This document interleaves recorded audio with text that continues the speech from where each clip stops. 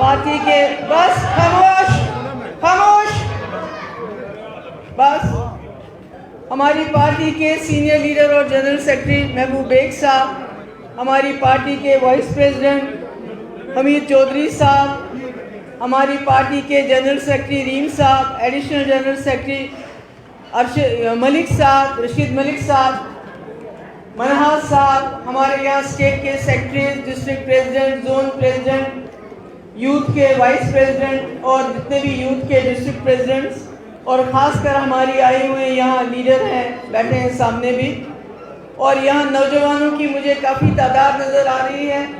हमारी बहनें, मेरे भाई, बुजुर्ग, सबको मेरी तरफ से आदाब। मुझे बड़ा अच्छा लग रहा है, मैं यहाँ देख रही हूँ कि नौजवानों की काफ़ी तादाद है और शायद इसकी वजह ये है कि सबसे ज़्यादा जो मुश्किलात हैं इस वक्त नौजवानों के हैं, क्योंकि हमें बताया गया था, जैसे महबूब बेग साहब ने बड़े तफसील से बताया, हमें ये बताया गया था 370 ख़त्म होगा, बेरोज़गारी ख़त्म हो जाएगी, जम्मू कश्मीर में, खासकर जम्मू में तरक्की होगी, यहाँ दूध की नदियाँ बहेंगी, यहाँ जो नौकरी है वो कश्मीरी ले जाता है। मगर आज हम देखते हैं जो हमारे पास रही सही नौकरियाँ हैं भी, उसमें हमें हिस्सा देना पड़ता है बाहर के स्टेट्स को। तो इसलिए हमारा नौजवान इस वक्त बहुत मुसीबत में है। कभी वो नशा करता है, कभी वो शराब पीता है और कभी वो खुदकुशी भी करता है। ये चीज़ें हमारे यहाँ कभी नहीं थी। खुदकुशी जो हमारे यहाँ होती है, अब नौजवान हमारा खुदकुशी कर रहा है और बड़ी मुश्किलात हैं। हमारी बहनें बैठी हुई हैं, बिजली के बिल की क्या बात कीजिए, इनसे पूछे गैस सिलेंडर कितना महंगा हो गया, पेट्रोल की कीमत कितनी बढ़ गई। जब पेट्रोल की कीमत बढ़ जाती है तो सब चीजों की कीमत बढ़ जाती है।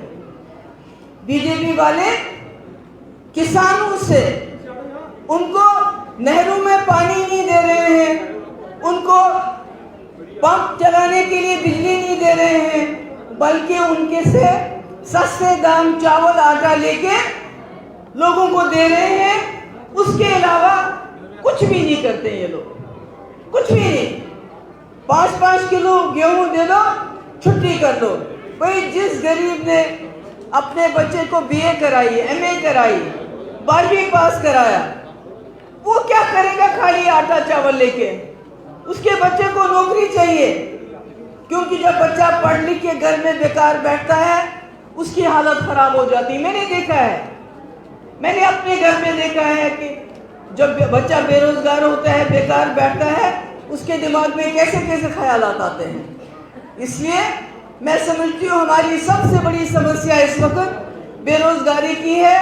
इनको उसका समाधान करना चाहिए। ये कहते हैं अब कि जम्मू में हिंदू चीफ मिनिस्टर आएगा। अरे, पिछले 4 साल से, 8 साल से दिल्ली में हिंदू प्राइम मिनिस्टर है, होम मिनिस्टर हिंदू है, जम्मू कश्मीर में हिंदू गवर्नर है। तो क्या किया आपने जम्मू का? किया ना। हमारे रेत बाजरे के लिए भी बाहर से ठेकेदार आते हैं। शराब जम्मू का खरीदेगा, बेचने वाला बाहर से आता है, दुकानें बाहर वाले ले जाते हैं। और अगर कोई गरीब अपने टिप्पर में रात को बाजरी निकालता है, से रेत निकालता है, तो पुलिस वाले 10,000 का जुर्माना रिश्वत के तौर पे, अगर वो नहीं होता तो फिर अदालत में जाके उसको 70,000 रुपये देना पड़ता। बिजली के बिल 1.5 लाख 2 लाख कहाँ से लाएगा? आप तो कह रहे थे जम्मू कश्मीर में सब ठीक होगा। जब कोई बात करता है बीजेपी के खिलाफ, अगर कोई मुसलमान बात करता है तो कहते हैं पाकिस्तानी है, अगर कोई सरदार बात करता है तो कहते हैं खालिस्तानी है, और अगर कोई हिंदू बात करता है तो कहते हैं देशद्रोही है। बीजेपी को गाली देना, कहते हैं ये देश को गाली देना। ऐसा तो नहीं है। ये तो सबसे ज्यादा देश की मुखालफत करते हैं जब ये कहते हैं कि हम इस देश के तिरंगे को भगवा झंडे से बदलेंगे। इससे बड़ी देशद्रोही की क्या बात हो सकती है? आज ये मुसलमानों के पीछे पड़े हैं भाई सर पे दुपट्टा ना रखे मुसलमान लड़कियां, हिजाब ना करें। कल को बोलेंगे सरदार पगड़ी ना बांधे, परसों बोलेंगे तमाम हिंदू भगवा रंग पहन ले, पैंट पहनना बंद कर दो, धोती पहन लो। ये तो चलता रहेगा। अगर हम लोग खड़े नहीं हो जाएंगे, हम लोग इसका मुकाबला नहीं करेंगे, तो हम कहां के रहेंगे। और हर चीज का इलाज नफरत। आज जैसे बेग साहब ने फरमाया, कोई फिल्म आई है, मैंने उस फिल्म को नहीं देखा, मैंने नहीं देखा, कश्मीर फाइल्स नहीं देखा, पर मैंने सुना उसमें बहुत खून खराबा है, बहुत तकलीफ दे मंजर है। तो मैंने कहा मुझे ये फिल्म देखने की जरूरत नहीं है, क्योंकि मैंने अपनी आंखों से चिट्टी सिंह के सरदारों का खून हाथों से धोया है नलके के नीचे। मैंने देखा है वो मंजर जब हमारे 40 से ज्यादा सरदार लोग मारे गए, खून से लथपथ लाशें, जो लोग उन लाशों को उठाते थे उनके हाथ खून से भर जाते थे।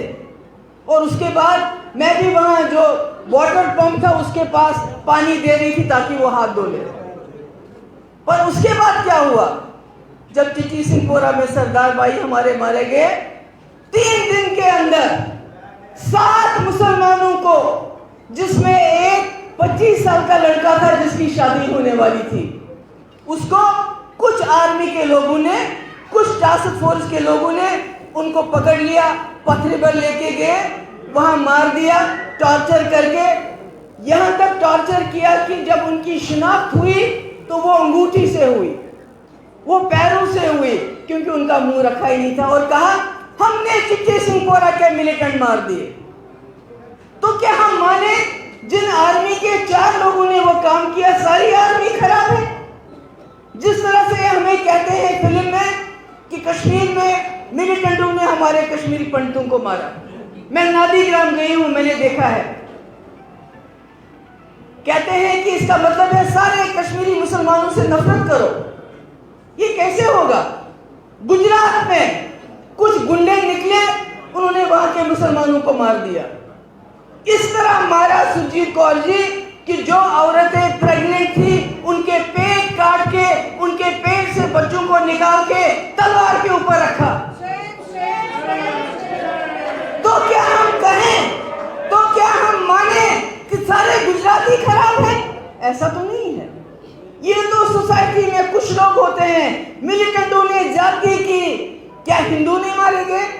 मैं खुद गई बलजराला, मैंने वहां खुद अग्नि दी। रतन कुमार जो 7 बहनों का इकलौता भाई था, जिस दिन वाजपेयी जी लाहौर बस लेके गए, उस दिन रात को बलजराला में एक बारात में 7 हिंदुओं को मिलिटेंटों ने मार दिया। कोटडारा में हिंदुओं को मार दिया। ठकराई छात्रों में हिंदुओं की बारात को मार दिया गया। पर इसका ये कतई मतलब नहीं कि सारे मुसलमान मिलिटेंट हैं, सारे कश्मीरी मिलिटेंट हैं। मुझे याद है बचपन में, मैंने बहुत छोटी थी, मैंने फिल्म देखी शहीद, जिसमें भगत सिंह जी को, सुखदेव जी सिंह को, इसी तरह अशफाकुल हक को, उनको दिखाया। तो क्या होता था जब हम वो फिल्म देखते थे, तालियां बजा के फिर कहते थे हिंदू मुस्लिम सिख ईसाई आपस में है भाई भाई। मगर आज क्या होता है? आज वो फिल्म वाले को तो फिल्म बनानी है, उसको तो कसूर नहीं है, उसको तो पैसा कमाना है। उसने तो एक हफ्ते में 100 करोड़ रुपए कमाया। मगर आपके लिए क्या किया बीजेपी ने? उस फिल्म को प्राइम मिनिस्टर प्रमोट करता है, ऐसी फिल्म और जब हॉल में जाते हैं, जब भगत सिंह जी की फिल्म देखी तो लोग आपस में भाईचारा बढ़ गया। मगर जब ये फिल्म देखते हैं, वहां इनके गुंडे होते हैं, वो वहां मुसलमानों के खिलाफ नारा लगाते हैं, कश्मीरियों के खिलाफ नारा लगाते हैं। मुझे दुख है, ये क्या जाने कश्मीरी पंडित क्या होता है। ये तो उनके दुख को हथियार बना के इस्तेमाल करना चाहते हैं, नफरत फैलाना चाहते हैं। मैं कश्मीरी पंडितों के घरों में पली हूं। मेरे बाप ने आरसपुरा से इलेक्शन लड़ा और जीता हिंदू इलाके में। मखनलाल फोतेदार पहलगाम से इलेक्शन जीते थे कश्मीर में। अरे इनको क्या पता है ये कश्मीरी पंडित क्या होता है, ये क्या होता है? ये तो सिर्फ नफरत जानते हैं। नफरत के अलावा कुछ नहीं। ये चाहते हैं कि कोई हमें नौकरी का ना पूछे, कोई हमें रोजगार की बात ना करे, बिजली की बात ना करे, पानी की बात ना करे, सिर्फ वो आपस में लड़ते रहें। आपने देखा मंदिर और मस्जिद, मंदिर कौन बनाता है? लोग बनाते हैं। मंदिर तो लोगों का बनाने का काम है ना। ये तो सरकार को तो स्कूल बनाने हैं, अस्पताल बनाने हैं, अच्छी सड़कें बनानी है, बिजली देनी है लोगों को, रोजगार देना है नौजवानों को। मगर ये क्या कहते हैं? हमने राम मंदिर बनाया। भैया आप कौन होते हो राम जी का मंदिर बनाने वाले? वो तो हिंदुस्तान के मुसलमानों ने भी, कल मैं पढ़ रही थी बिहार में एक मुसलमान ने 2.5 करोड़ की जमीन दे दी मंदिर, वो सबसे बड़ा मंदिर बनेगा। तो ये क्या सबक पढ़ा रहे हैं हमें? Kashmir files, Kashmir files, Kashmir files. पंडितों के घर में मैं पली हूं, बड़ी हूं, मैंने देखा है कश्मीरी पंडित क्या होता है। और अगर किसी का नुकसान, हमारे लोग मारे गए, हिंदू मारे गए, मुसलमान मारे गए, सिख मारे गए, पंडित मारे गए, मगर अगर सबसे बड़ा नुकसान कश्मीरियों का हुआ तो वो हमारे कश्मीरी पंडित भाई जो वहां से चले गए, उसका नुकसान हमें ज्यादा हुआ। हमारे स्कूल टीचर, हमारे डॉक्टर, हमारे इंजीनियर कश्मीरी पंडित होते थे। मुझे भी कश्मीरी पंडितों ने पढ़ाया। उनके जाने के बाद हमारा तालीम का निज़ाम सारा डगमगा गया। अभी मैं जम्मू में होती हूँ, मुझे बहुत अच्छा लगता है, मैंने बड़ा चंगा लगता है। इतने मुसलमान चलता है, इधर कश्मीरी, इधर डोगरा, इधर सरदार।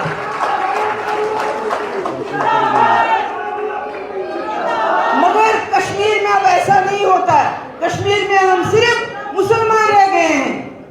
ये जम्मू कश्मीर एक गुलदस्ता है। मेरी आप सबसे गुजारिश है, मैं जम्मू के लोगों से गुजारिश करना चाहती हूँ, मजहब के नाम पे मत बटो, पीछे मत जाओ, आगे चलो। ये कभी बाबर की बात करते हैं, कभी औरंगजेब की बात करते हैं, कभी जिन्ना की बात करते हैं, कभी पाकिस्तान की बात करते हैं। अरे पाकिस्तान तो अगर हमारे हिंदुस्तान के मुसलमानों को जाना होता तो तब चले गए होते। अगर जम्मू कश्मीर को उस वक्त पाकिस्तान से जाने का मौका मिला, इन्होंने फैसला किया हम गांधी के हिंदुस्तान के साथ जाएंगे।